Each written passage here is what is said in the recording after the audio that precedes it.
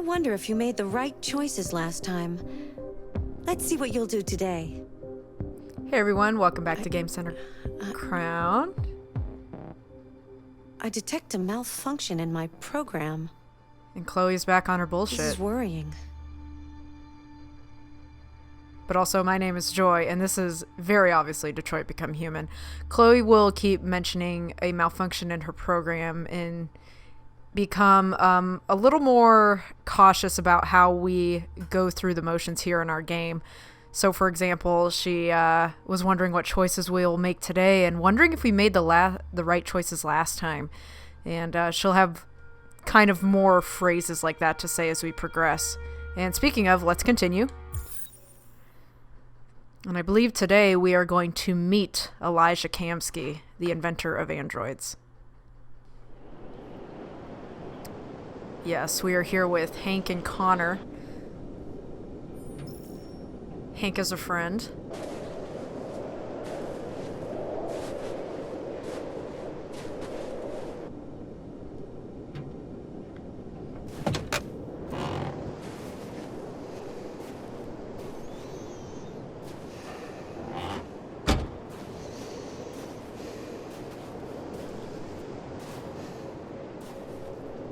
Is everything okay, Lieutenant?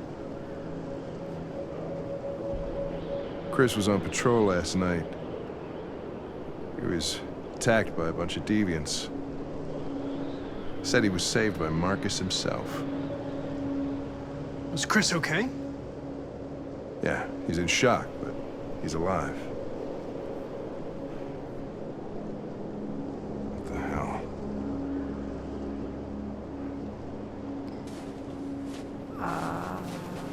Kamski. Kamski left CyberLife 10 years ago. Why did you want to meet him? This guy created the first android to pass the Turing test, and he's the founder of CyberLife. Anybody can tell us about deviants, it's him. Well, he's got a point there. Also notice that if we had chosen to kill the officer at the rally that Marcus was holding, Frank would have heard about it. Or Frank. Jesus, Hank. Keep wanting to call him Frank for some reason. Oh, look who it is. Chloe Bear. Hi.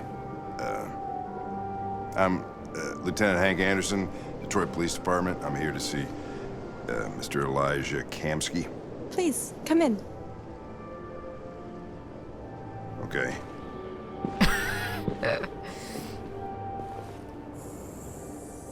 I mean, I'd probably stutter and stammer like that if Chloe opened the door too. I'll let Elijah know you're here, but please make yourself comfortable. Hank joined, so apparently we can have something, a situation where Hank does not join. It might be if the cop was killed, he might be in too much distress. Here we have Elijah. Oh, did not let me get all of that, Nice did it? girl. Sincere. You're right. She's really pretty. Huh. Understatement. But anyway, that's Elijah Kamski. Nice place. Guess androids haven't been a bad thing for everybody. You're about to... Amanda.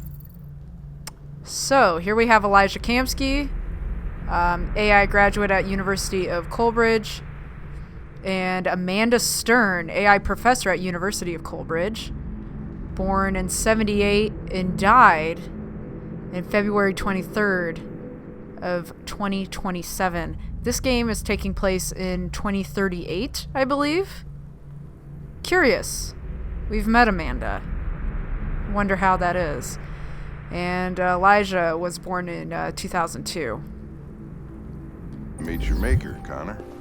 How's it feel? I'm going to read this article before I answer, Hank. Space tourism on the rise. Luxury holiday makers turn to the stars. With the advent of reusable space shuttles, space tourism is becoming a reality for those able to afford it. Luxury travel brand Clear Skies is offering the first commercially available flight into space. The experience includes a 3-hour orbit of the moon, affording spectacular views of Earth through a specially designed observation deck. As competition increases in this growing market, consumers can expect such trips to become more and more affordable, but consumer rights activists are already decrying such boutique experiences as a sign of the widening social equality gap. A spokesperson for Aid on Poverty, AOP, said while the top 1% are enjoying Earth from space, the rest of us are down here suffering from pollution, famine, and poverty.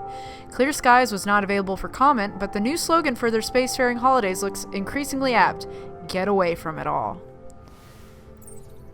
The other article is CyberLife's fortune teller computer. CyberLife develops world's most powerful quantum calculator. Hackers target solar panels for latest ransom scam.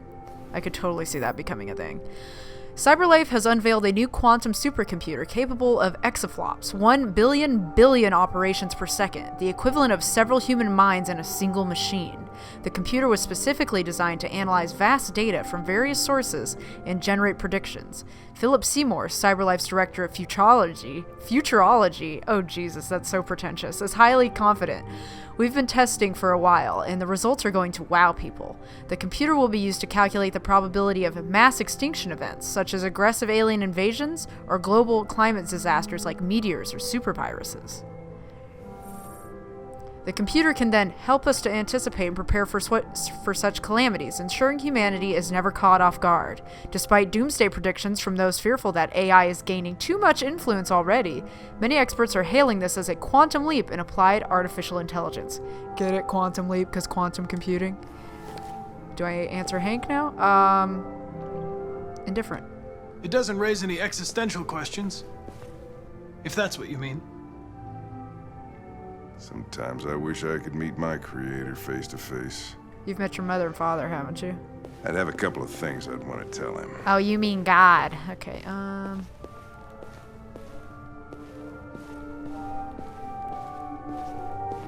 can sit down. You can also look at these android-inspired statues. Another one. Triangles in the heart.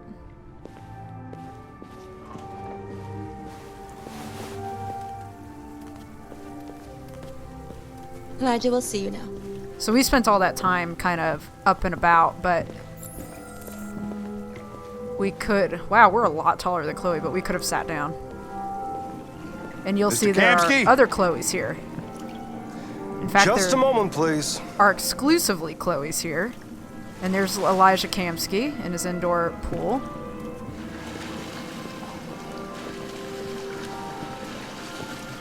And this looks like a painting that Carl Manfred made. Very similar to his style. And we're gonna get into some very interesting philosophical shit here. Looks like he's finishing a lap. Chloe has come back. One of the Chloes, rather, has come back with a robe for Mr. Kamski.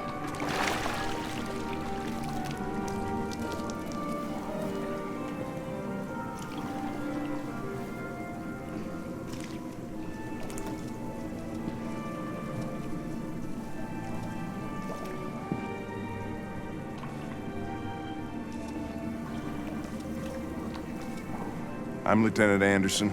This is Connor. What can I do for you, Lieutenant? Sir, we're investigating deviants. I know you left CyberLife years ago, but I was hoping you'd be able to tell us something we don't know.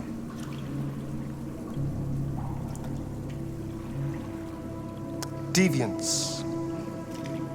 Fascinating, aren't they? Perfect beings with infinite intelligence, and now they have free will.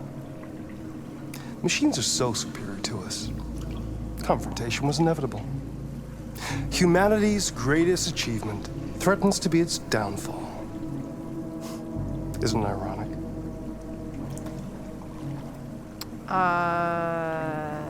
Help? We need to understand how androids become deviants. Do you know anything that could help us? All ideas of viruses that spread like epidemics. Is the desire to be free a contagious disease? Listen, I didn't come here to talk philosophy. The machines you created may be planning a revolution. Either you can tell us something that'll be helpful, or we will be on our way. What about you, Connor? Whose side are you on? I am neutral. I have no side. I was designed to stop deviants, and that's what I intend to do. Well, that's what you're programmed to say. But you...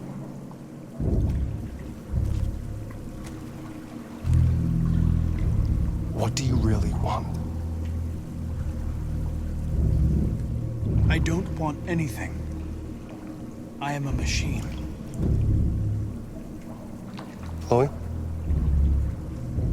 I'm sure you're familiar with the Turing test. Mere formality. Simple question of algorithms and computing capacity. What interests me is whether machines are capable of empathy. I call it the Kamski test. It's very simple, you'll see. Magnificent, isn't it? One of the first intelligent models developed by CyberLife. Young and beautiful forever. A flower that will never wither. But what is it really? A piece of plastic imitating a human? Or a living being with a soul?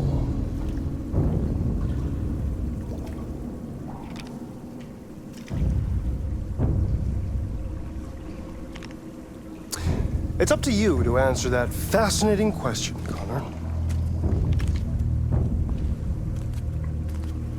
Destroy this machine, and I'll tell you all I know. Or spare it, if you feel it's alive.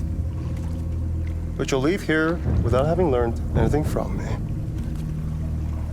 You can see our LED is Okay, yellow. I think we're done here. Come on, Connor, let's go. Sorry to get you What's out of here. more important to you, Connor? Your investigation or the life of this android? Decide who you are. An obedient machine.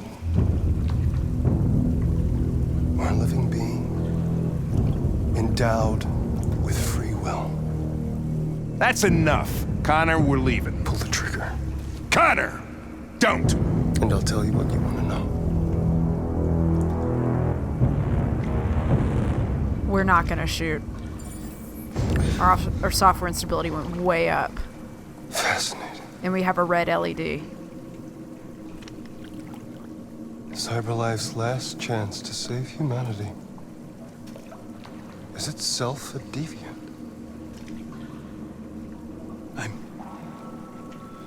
I'm not a deviant. You prefer to spare a machine rather than accomplish your mission. You saw a living being in this android. You showed empathy.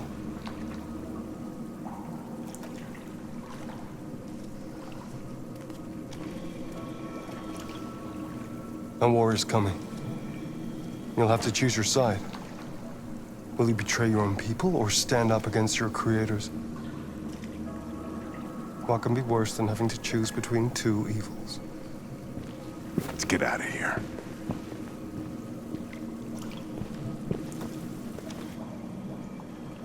By the way, I always leave an emergency exit in my programs. You never know. That's a hint for something later. And I'll discuss the Why different did you ways shoot? that could have panned out. I just saw that girl's eyes, and I couldn't. That's all. You're always saying you would do anything to accomplish your mission. That was our chance to learn something, and you let it go. Yeah, I know what I should have done. I told you I couldn't. I'm sorry, okay?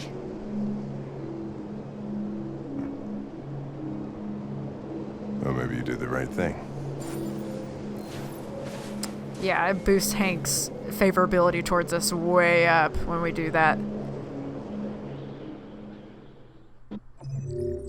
Meet Kamski. Hank thought Connor made the right decision. Okay, there's a couple ways this could have gone, and I'll let you know what we could have asked Kamski if we had shot the Chloe. So, I was going to talk through the decisions there, but I was afraid that it might force a decision. Even though it didn't have the little timer bar, I was still afraid that it might do it. just kind of how this game operates sometimes, and I don't want to risk it. Anyway, so... Oh, it looks like Oh, cool! I got everything in the wait for Mr. Kamski. I don't think I did that the last time. But anyway... The Kamski test. A little pretentious that he named it after himself, but appropriate, I guess. If we had shot Chloe, we could have asked him, I believe, 3 or 4 different questions. I think it's 3. Hank would have been extremely upset. It would have been a huge red arrow down. Like, it would have knocked us into, like, neutral or whatever with him. And... I think, I forget what the Chloes in the pool do. I almost think that they're completely unfazed. Like, they look, but then they return back to what they were doing. And then, of course, the Chloe that you shoot is just offline. She has a bullet right through the center of her head. Kamski is like, okay, what do you want to know?